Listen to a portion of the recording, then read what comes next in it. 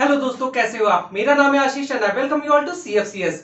सो आज की हमारी वीडियो बच्चे कंप्लीटली ओरिएंटेड है यूपीपीएससी एई 2021 को लेकर, जिसमें हम लोग बात करने वाले हैं सब्जेक्ट वेटेज की। क्योंकि आपको पता है कि सबसे ज्यादा वैकेंसी सिविल इंजीनियरिंग की होती है, तो आज की हमारी एनालिसिस भी सिविल इंजीनियरिंग के सब्जेक्ट को ही लेकर है। ओके, सो अगर हम लोग बात करें तो टोटल वैकेंसी की जो यूपीपीएससी एई 2021 में डिक्लेयर हुई है वो है 271। ओके, और अगर हम लोग बात करें पेपर पैटर्न की, तो इसमें दो पेपर होते हैं, जिसमें फर्स्ट शिफ्ट में जनरल हिंदी के 25 क्वेश्चन प्लस टेक्निकल जो आपका रिस्पेक्टिव जो भी पेपर है, सिविल, मैकेनिकल, इलेक्ट्रिकल, एग्रीकल्चर जो भी है उसके 100 क्वेश्चन। देन पेपर 2 में जीके के 25 क्वेश्चन प्लस टेक्निकल के 100 क्वेश्चन। तो अगर आपको पेपर पैटर्न में मैंने प्रीवियस वीडियो में और डिटेल में बात की है, तो अगर आपको वो वीडियो देखनी है तो आप पहले वो आप देख लो, उसके बाद आप इस वीडियो पे मूव करना। Okay, so without wasting time let's move to our topic. So अगर हम लोग पेपर 1 की बात करें सिविल इंजीनियरिंग में, तो इसे मैंने 4 पार्ट में डिवाइड किया है। फर्स्ट पार्ट मैंने रखा है पार्ट ए, सोम प्लस टॉस। और इसमें अगर देखा जाए तो इसमें 22 से 24 क्वेश्चन आए हुए हैं। और ये अभी किसके बेस पे मैंने डिसाइड करा है बच्चे, तो ये जो प्रीवियस हुआ है अभी तक जितने भी पेपर हुए हैं उसके बेस पे, ठीक है। प्रीवियस क्वेश्चन यूपीपीएससी एई में जितने आए हुए हैं उसके बेस पे ये डिसाइडेड है, ठीक है। तो पार्ट ए में सोम और टॉस इन दोनों को मिलाकर जो सब्जेक्ट वेटेज है वो कितना क्वेश्चन आए हुए हैं इन दोनों सब्जेक्ट से, वो है 22 से 24 क्वेश्चन। ओके, फिर अगर पार्ट बी को देखा जाए तो आरसीसी और स्टील को रखा है मैंने, इससे 26 और 28 क्वेश्चन आए हुए हैं। 26 से लेकर 28 क्वेश्चन आए हुए हैं दोनों को मिलाकर। ओके, अगर मैं पार्ट सी की बात करूं तो इसमें building material and building construction, ठीक है, प्लस सीपीएम पर्ट, तो इन तीन टॉपिक्स को मिलाकर 25 से 26 क्वेश्चन आए हुए हैं, ठीक है। अगर हम लोग पार्ट डी मतलब सॉइल मैकेनिक्स की बात करें, और इसमें soil mechanics plus foundation engineering मतलब इट मींस कंप्लीट सॉइल, ठीक है। तो अगर उसकी बात करें तो ये 23 से 25 क्वेश्चन आए हुए हैं अभी तक, ठीक है। अगर हम लोग तो ये अपना कंप्लीट लो हो गया पार्ट वन में जो फर्स्ट शिफ्ट आपका होता है, उसमें जनरल हिंदी के साथ जो आपके टेक्निकल पोर्शन आते हैं उसमें ये सब्जेक्ट आते हैं सिविल इंजीनियरिंग के एग्जाम में। ओके, अगर हम लोग पेपर 2 की बात करें बच्चे, जो कि शिफ्ट 2 में होता है आपके जीके के साथ, ओके, जनरल नॉलेज के आपके 25 क्वेश्चन पूछे जाते हैं, उसके साथ टेक्निकल के 100 क्वेश्चन, तो उसे मैंने 5 पार्ट में डिवाइड किया है। अगर पार्ट ए की बात करें तो उसमें fluid mechanics, OCF open channel flow plus hydraulic machine. ये एचएम क्या है बच्चे, ये एचएम है हाइड्रोलिक मशीन, ओके, जिसमें आप टरबाइंस वगैरह पढ़ते हो, wear and no change. Okay, so fluid mechanics, OCF, hydraulic machine, अगर इन तीन पार्ट को ऐड कर दिया जाए तो इनसे 20 से 24 क्वेश्चन अभी तक आए हुए हैं। और ये जब भी आपका यूपीपीएससी एई का एग्जाम हुआ है तब ये देखा गया है। ओके, हम लोग लास्ट ईयर के पैटर्न पे भी आएंगे, अभी पहले ये हम लोग कंप्लीट कर लेते हैं। ओके, सो पार्ट बी की अगर बात की जाए तो इन्वायरमेंटल इंजीनियरिंग, इससे 24 से 25 क्वेश्चन आए हुए हैं, ठीक है, प्रीवियस ईयर क्वेश्चन में। अगर हम लोग पार्ट सी की बात करें तो हाईवे और रेलवे इन दोनों को मिलाकर यहाँ पे एयरपोर्ट भी है वो इंक्लूडेड है। ओके, 20 से 22 क्वेश्चन आए हुए हैं अभी तक। अगर हम लोग पार्ट डी की बात करें तो इसमें सर्वे, जियोलॉजी प्लस टनल इंजीनियरिंग, इससे 20 से 21 क्वेश्चन अभी तक आए हुए हैं। ओके, अगर हम लोग लास्ट पार्ट ई की बात करें तो वाटर रिसोर्स इंजीनियरिंग, जिसमें आते हैं आपके हाइड्रोलॉजी और इरिगेशन, इससे अभी तक जो क्वेश्चन आए हुए बच्चे वो है 15 से 17 क्वेश्चन। उसके बाद तो ये अपना कंप्लीट एनालिसिस हो गया पेपर 1 और पेपर 2, जो कि शिफ्ट 1 और शिफ्ट 2 में होता है, ठीक है। चलो ये हम लोग और एनालाइज करते हैं जो लास्ट ईयर का पेपर हुआ था, जो कि 13 दिसंबर 2020 को कंडक्ट हुआ था आपके यूपीपीएससी एई का। और ये पेपर हुआ था, ये पेपर और पहले हो जाना चाहिए था, बट ड्यू टू कोविड ये पेपर जो है पोस्टपोन हो गया। 13 दिसंबर 2020 को ऑर्गेनाइज हुआ था। ओके, तो अगर इसकी एनालिसिस की बात करें तो पेपर 1 सारा कुछ पैटर्न सेम था। तो चलो हम लोग एनालाइज करके ये देखते हैं कि हम लोगों ने जो यहाँ पे क्लासिफिकेशन किया है वो सही है या नहीं। अगर सॉइल की बात करें तो इसमें 24 क्वेश्चन आए हुए थे आपके फर्स्ट शिफ्ट में। ओके, अगर आरसीसी की बात करें तो 19 क्वेश्चन, टॉस जिसे स्ट्रक्चर एनालिसिस भी बोला जाता है, टॉस की बात करें तो इसमें 12 क्वेश्चन, सोम की बात करें स्ट्रेंथ ऑफ मटेरियल तो इससे 11 question, building materials and construction material की बात करें तो इससे 10 क्वेश्चन आए थे। अगर स्टील स्ट्रक्चर की बात करें तो इससे 9 क्वेश्चन आए थे। अगर सीपीएम पार्ट प्लस एस्टिमेशन की बात करें तो इससे 8 क्वेश्चन आए हुए थे। अगर इंजीनियरिंग मैकेनिक्स की बात करें तो इससे 7 क्वेश्चन आए हुए थे। अगर आप इन सारे क्वेश्चंस का अगर सम करो तो ये 100 क्वेश्चन आ रहे हैं। ठीक है, इट मींस अपनी एनालिसिस सही है। अगर अपन हम लोग पेपर 2 की बात करें बच्चे, तो एनवायरमेंटल इंजीनियरिंग से 23 क्वेश्चन आए थे।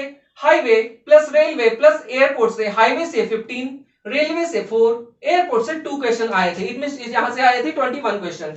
अगर हम लोग फ्लूइड मैकेनिक्स, ओसीएफ और हाइड्रोलिक मशीन की बात करें तो यहां से आए थे 21 क्वेश्चन। और यहाँ पे ओसीएफ से आए थे, अगर स्पेसिफिकली ओसीएफ से बात करी जाए तो ओसीएफ से आए थे 4 क्वेश्चन। ओके, 4 to 5 क्वेश्चन आए थे ओपन चैनल फ्लो से।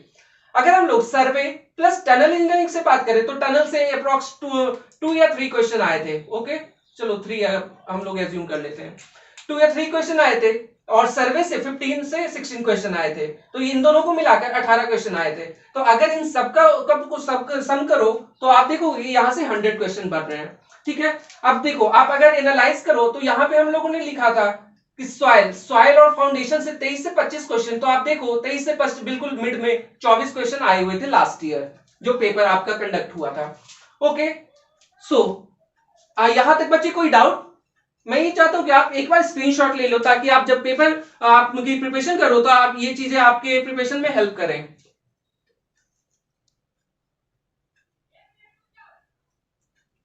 ओके, यहां तक बच्चे कोई डाउट? ठीक है, चलो यहाँ पे एक इंपॉर्टेंट चीज बताना चाहूंगा मैं। वो इंपॉर्टेंट चीज ये है बच्चे कि अभी तक जो पेपर एनालाइज हुआ है उसमें ये देखा गया कि यूपीपीएससी 3 टाइप के क्वेश्चन पूछता है। फर्स्ट टाइप उनका ये रहता है कि वो वन लाइनर बिल्कुल डिफिनेशन टाइप के क्वेश्चन पूछता है। स्ट्रेस क्या है, प्रिंसिपल स्ट्रेस क्या है, ठीक है, ये सारी चीजें। सेकेंड टाइप कि वो वन लाइनर पूछता है, या तो वो डिफिनेशन भी हो सकता है या फिर जो थोड़े फैक्चुअल वाले क्वेश्चन हैं, या फिर वो वन लाइनर फॉर्मूला बेस्ड पूछते हैं, या फिर डायरेक्ट फॉर्मूला भी पूछते हैं। ठीक है, जैसे लास्ट ईयर उन्होंने एक मिनिमम डेप्थ ऑफ फुटिंग पूछा था, मिनिमम डेप्थ ऑफ फाउंडेशन, उसका उन्होंने फॉर्मूला ही पूछ लिया था। उन्होंने 4 फॉर्मूला दे रखा था, एक उसमें करेक्ट होना था। ठीक है, इस टाइप के क्वेश्चन जो थर्ड टाइप आते हैं वो थोड़े से कॉम्प्लेक्स होते हैं। इट मींस कि थोड़े से वो कैलकुलेटिव नेचर के होते हैं कि आप फॉर्मूला जानते हो, आप पहले उसे एनालाइज करो, उसे उसकी बाकी सारी चीजें फाइंड करो, उसके बाद आप फॉर्मूला अप्लाई करो, देन वो सॉल्व होगा। ठीक है, एक और टाइप उन्होंने अब देना स्टार्ट किया है, वो कोडल प्रोविजंस पूछने लगे हैं। कोडल प्रोविजंस किसमें? तो आपके स्ट्रक्चर के कोडल प्रोविजन और आपके हाईवे के, और थोड़े बहुत एनवायरमेंट में वो पूछते हैं। ठीक है, तो इस तरह के 4 टाइप के वो क्वेश्चंस पूछते हैं।